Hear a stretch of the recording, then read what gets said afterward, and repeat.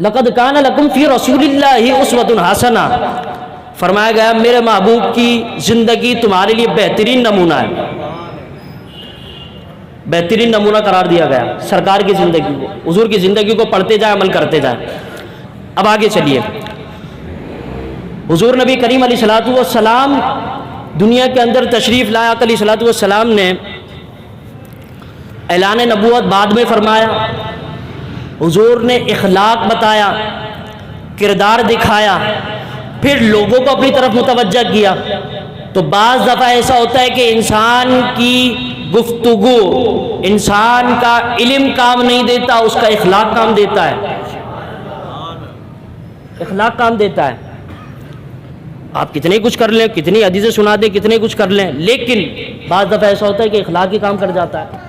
سرکار نے اعلان نبوت بعد میں فرمایا، قرآن بعد میں پڑھ کر سنایا، سارے کام بعد میں کیے، پہلے حضور نے اخلاق اپنایا قرآن والا، حضور نے اپنا اخلاق دکھایا اور امت کو بتایا کہ دیکھو یہ اخلاق۔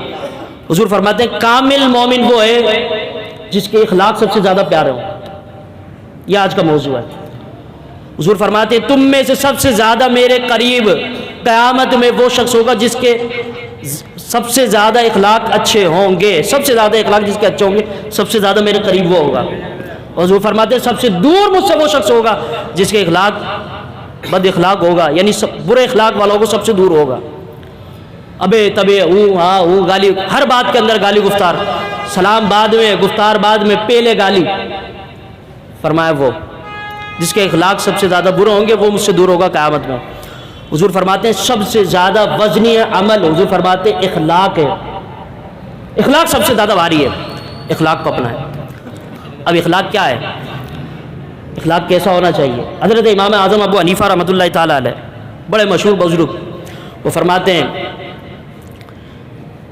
حضرت امام اعظم ابو حنیفہ کے بارے میں آتا ہے کہ آپ راستے کے اندر چل رہے تھے کہ چلتے چلتے کیچڑ آیا، اور کیچڑ کے اندر آپ کا پاؤں پڑا، پاؤں پڑ کر کیچڑ اڑ کر مکان کی جانب لگا، اور جب لگا تو لگنے کے بعد وہ مالک مکان باہر آیا، اس نے دیکھا گھر خراب ہو گیا، تو امام اعظم ابو حنیفہ نے اس کے آنے سے پہلے اس گھر کو صاف کرنا شروع کر دیا۔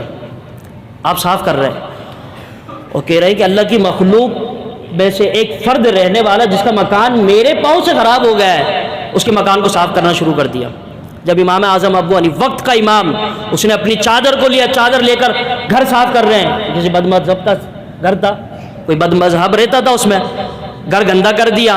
اب جیسے ہی وہ مالک مکان باہر آیا تو باہر آنے کے بعد اس نے جب دیکھا کہ یہ وقت کا امام اور یہ گھر صاف کر رہا ہے، بڑے بڑے شہنشاہ جس کے قدموں میں پڑے رہتے ہیں، وہ آج میری چوکھٹ کی دیواریں صاف کر رہا ہے، میرے در کی دیواروں کو صاف کر رہا ہے۔ وہ امام اعظم ابو حنیفہ کی خدمت میں ہاتھ جوڑ کر عرض کرتا، حضور آپ وقت کے امام ہیں، یہ میرے گھر کے ساتھ کیا کر رہے ہیں؟ میرے امام نے فرمانے لگے میں تیرے گھر کو صاف کر رہا ہوں، تیرے گھر پر میں نے کیچڑ پھیلا دیا ہے، تیرے گھر کو میں نے گندا کر دیا ہے، میں راستے کے اندر جا رہا تھا کہ پاؤں پڑا، پاؤں پڑنے کے بعد کیچڑ تیرے گھر پر چلا گیا ہے، میں صاف کرنے کے لیے بیٹھ گیا ہوں۔ میرے امام اعظم ابو حنیفہ رحمۃ اللہ تعالیٰ علیہ کا کردار، امام اعظم ابو حنیفہ کا اخلاق یہ تھا کہ امام اعظم ابو حنیفہ نے یہ نہیں دیکھا کہ میں وقت کا امام ہوں، یہ نہیں دیکھا میں دستار پہنتا ہوں، یہ نہیں دیکھا میں جبہ پہنتا ہوں، یہ نہیں دیکھا کہ مخلوق میرے پیچھے نماز پڑھتی ہے۔ وقت کے امام نے اپنے کردار کو، مصطفیٰ کے کردار کو سامنے رکھتے ہوئے اب مصطفیٰ کی زندگی پر عمل کرنا شروع کر دیا ہے، حضور کے فرامین پر عمل کرنا شروع کر دیا،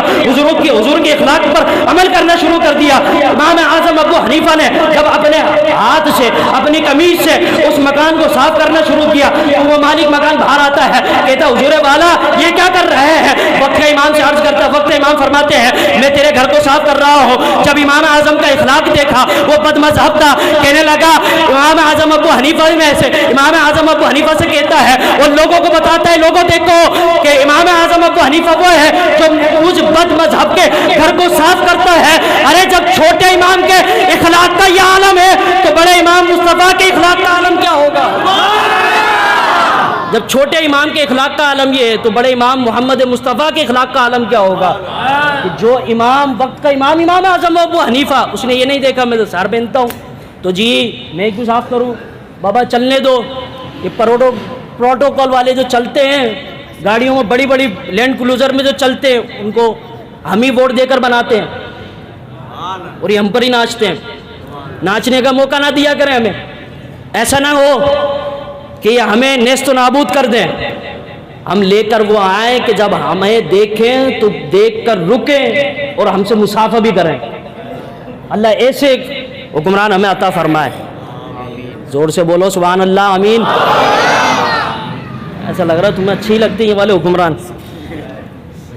بولو سبحان اللہ.